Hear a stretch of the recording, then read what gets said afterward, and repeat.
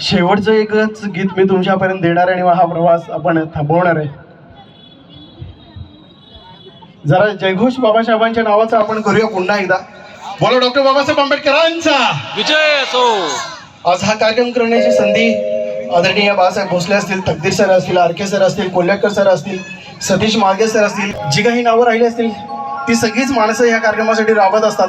कृपया जागा सोडून आता कोणी उठू नका. एकच गीत शेवटचं तुमच्यापर्यंत देणार आहे आणि मग आपण थांबणार आहे. मग सगळेच जाणार आहोत आपण अभिवादन करून. कृपया जागा कोणी सोडू नका.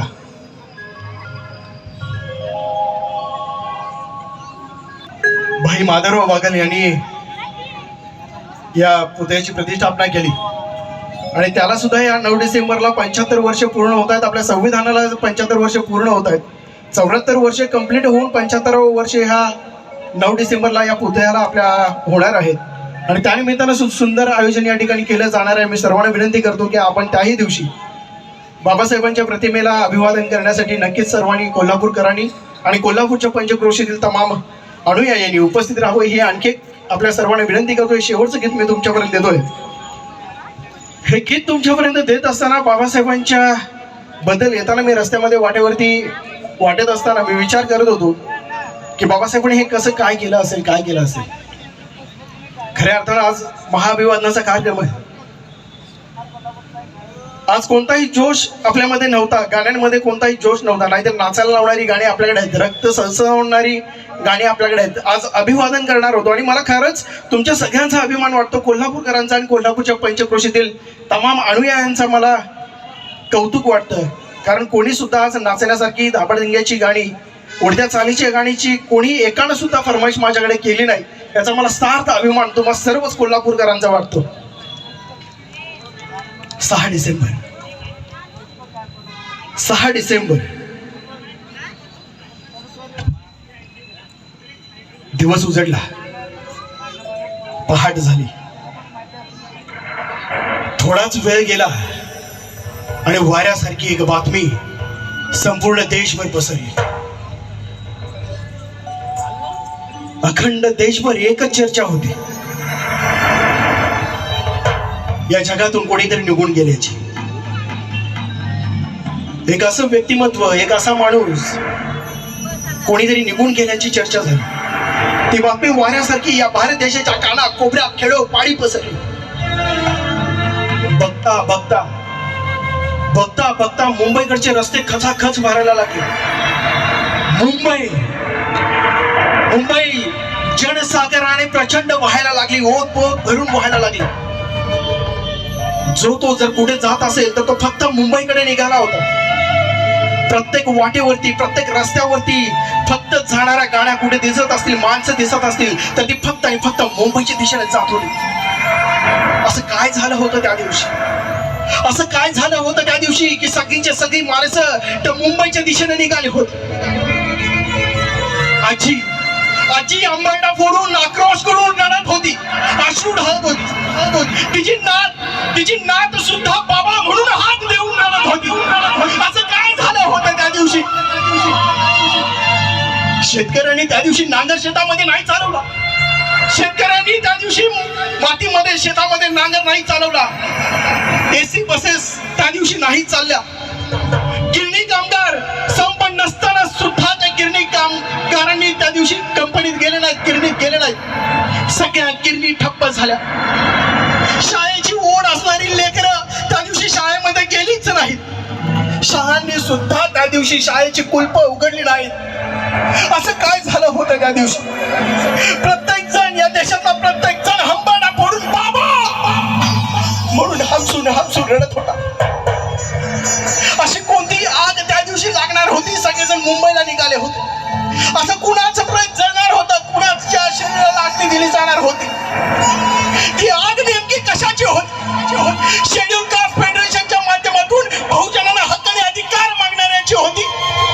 ती आग कशाची होती? का भूमिहीनांना, शेतमजुरांना न्याय देणाऱ्या त्या संविधान कशाची आग होती? स्वतंत्र मजूर पक्ष काढून ज्यांना या मजुरांना न्याय हक्क मिळवून दिला त्याची आग होती? की या बहुजन समाजाला संविधान लिहून हक्क आणि अधिकार बहाल करणाऱ्याची आग होती? स्मशानभूमीवरती कधीच महिलांना जाण्याची संधी नाही मिळाली. महिलांना स्मशानभूमीवरती जाण्याची संधी कधीच नाही मिळाली. त्या महिला सुद्धा लाखोंच्या संख्येनं त्या समुद्र किनाऱ्यावरती त्या आगीसाठी गेल्या होत्या. तो हक्क आणि अधिकार देणाऱ्याची आग होती. कशाची आग? महिलांना हक्क आणि अधिकार नव्हते. संपत्ती बाळगण्याचा कोणताही अधिकार या देशामध्ये या महिलांना नव्हता. तो अधिकार बहाल करणाऱ्या त्याची आग होती. ही आग नेमकी कशाची होती? प्रत्येक जण बाबा म्हणून रडत असताना मुंबईकडे निघाला होता. मुंबईचे रस्ते खचाखच भरले होते. ज्यांना संविधान सभेमध्ये दारच नाही तर सूर्यप्रकाश येणारे किरणांचे रस्ते सुद्धा बंद केले होते. ते रस्ते सुद्धा ज्ञानाच्या जेव्हा मोकळे करून तुम्हाला हक्क आणि अधिकार देणाऱ्याची आग होती. आग कशाची होती? या जगाचा पोशिंदा, या बहुजनांचा कैवारी डॉक्टर बाबासाहेब आंबेडकर यांचं महापरिनिर्वाण झालं. आणि या बाबासाहेबांना अभिवादन करण्यासाठी बाबू म्हणून प्रत्येक जण हंबोळा पडत बाबासाहेबांना अभिवादन करण्यासाठी त्या मुंबईमध्ये गेला होता. या जगाच्या पाठीवरती, या भारत देशाच्या पाठीवरती एका महामानवाला अभिवादन करण्यासाठी एवढी लाखोंची गर्दी होणारा एकमेव महामानव म्हणजे डॉक्टर बाबासाहेब आंबेडकर होता. त्यांच्या इतकी गर्दी आजपर्यंत या इतिहासामध्ये भूतो न भविष्य कधी झाली आहे ना होईल. एवढी गर्दी फक्त या महामानवाला अभिवादन करण्यासाठी त्या मुंबईच्या दादरच्या चौपाटीवरती उपस्थित झाले होते. 6 डिसेंबरला तुम्हाला आम्हाला ज्याने पाणी सुद्धा मिळवून दिलं, पाण्याचा सुद्धा संघर्ष केला, ज्याने शिक्षणाची कवाडे तुमच्या आमच्यासाठी मोकळी केली, ते डॉक्टर बाबासाहेब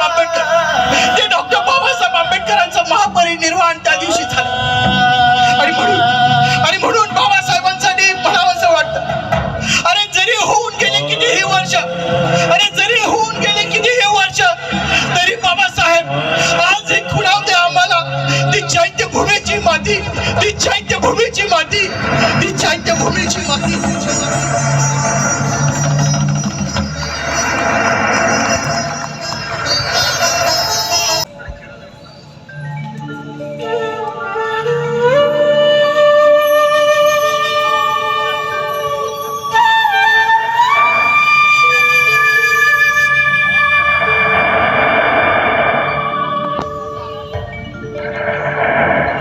आज दाही दिशा रडते,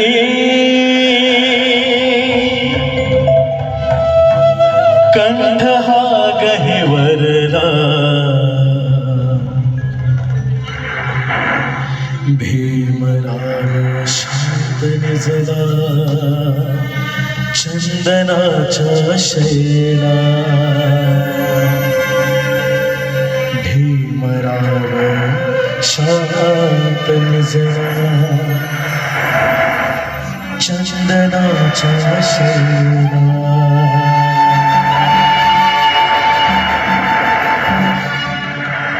आजवर माझ्या भीमाला ना मिळाला क्षण विसावा.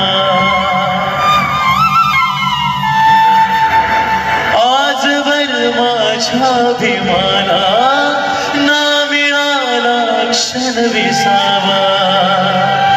घाव सारे सोसुनिया समाज हा बांधवा.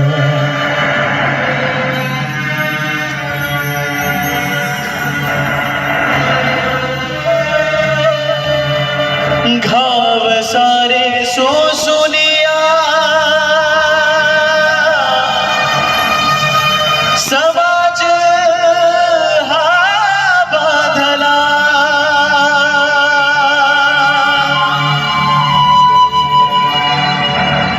अंतरीच्या वेदना ह्या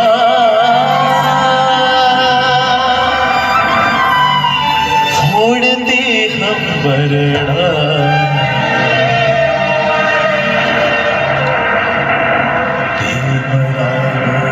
शांत निजला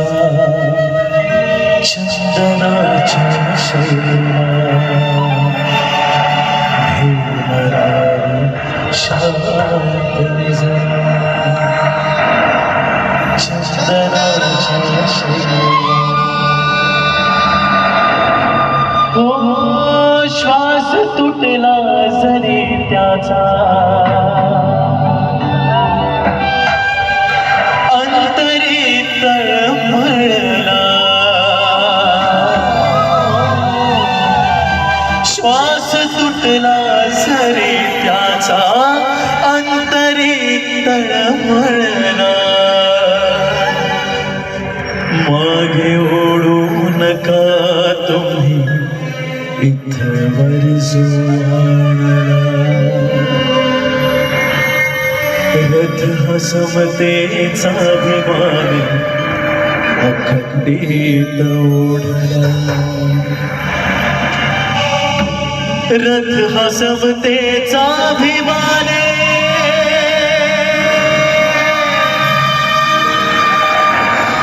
रथ हा समतेचा अभिमान अखंडित ओढला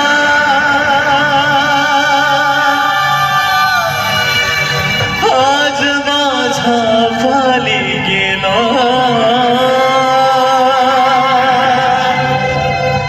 करुणी मजला पूरका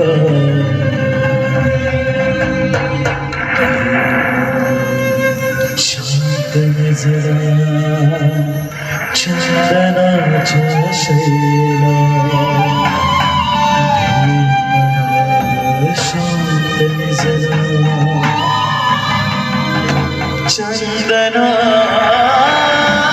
चंदनाच्या शैला चंदनाच्या शैला शैला चंदनाच्या शैला